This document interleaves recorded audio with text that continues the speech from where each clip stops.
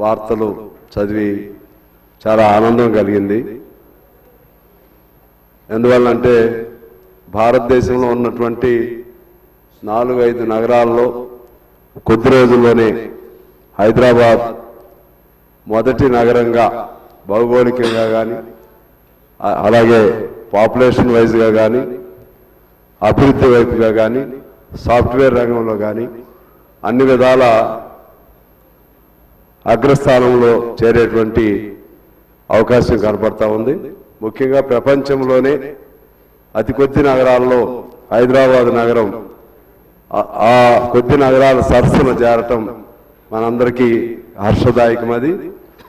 ఇదే సందర్భంలో మన మిత్రుడు హరీష్ గారు చెప్పినట్లుగా కొంత ఈ డీసెంట్రలైజేషను సెంట్రలైజేషన్ సమస్యలు వచ్చినప్పుడు ఈ పరిపాలనాపరమైన సామర్థ్యం ఎలా ఉంటుందనేది మాత్రం జాగ్రత్తగా చూడవలసినటువంటి అవసరం మన ప్రభుత్వం పైన ఉంటుంది.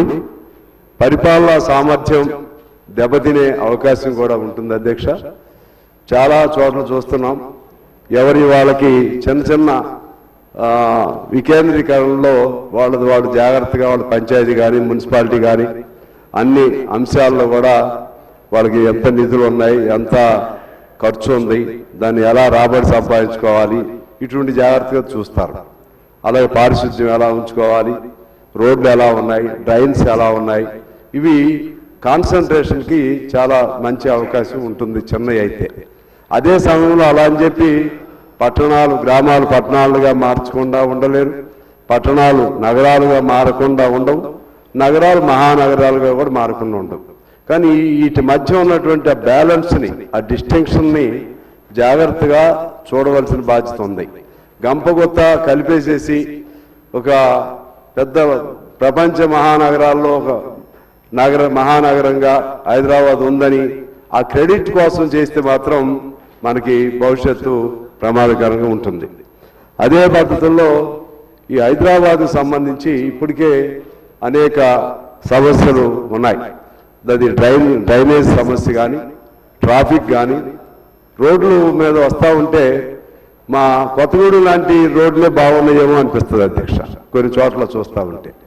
అంటే ఇటువంటి సమస్యలు కూడా మౌలికమైనటువంటి సమస్యలు, ప్రాథమికమైనటువంటి సమస్యలు, వీటిని ఎలా పరిష్కారం చేయాలి, ఆ విధంగా అన్ని బహుముఖ రూపాలలో బహుముఖంగా ఆలోచన చేసి బహుముఖ పద్ధతుల్లో పరిష్కారాలు చేసుకుంటూ అప్పుడు కొత్త దాని వైపు వెళ్ళాలి. కానీ అట్లని చెప్పి ఈ ప్రగతి ఆగిపోవాలని ఆగుతుందని నేనేం అనుకోను. కానీ ఇవన్నీ ఇప్పుడున్న అనుభవాలను దృష్టిలో పెట్టుకోవాల్సిన అవసరం ఉంది.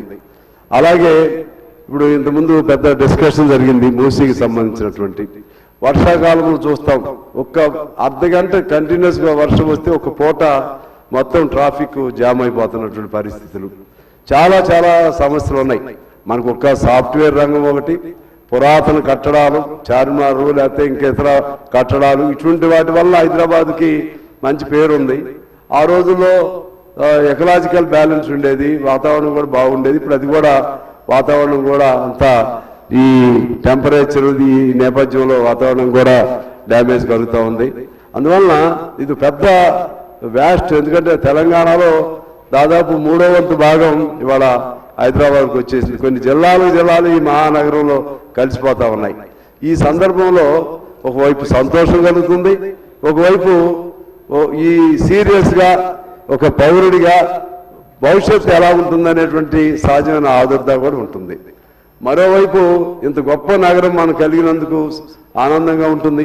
కానీ ఇంత గొప్ప మహానగరం ఉన్నందుకు కొంత అదనపు అట్రాక్షన్, ప్రపంచంలో ఉన్నటువంటి ఎస్టాబ్లిష్మెంట్స్ కానీ లేకపోతే కొంత పెట్టుబడుల సేకరణకు కానీ ఇటువంటి వాటికి కొన్ని అవకాశాలు ఉండొచ్చు అధ్యక్ష. అందుకని దీనికి సంబంధించి మన ముఖ్యమంత్రి గారి ఆయన స్వాధీనంలోని శాఖ ఉంది కాబట్టి ఆయన బాగా టైం స్పేర్ చేయాలి, బాగా అధ్యయనం చేసి, ఇప్పటికే ఆయన చెప్పిన మాటలను బట్టి చూస్తే చాలా బాగానే అధ్యయనం చేసి, అంటే హైదరాబాదు నగరానికి సంబంధించి నాలెడ్జిబుల్గానే మాట్లాడారు.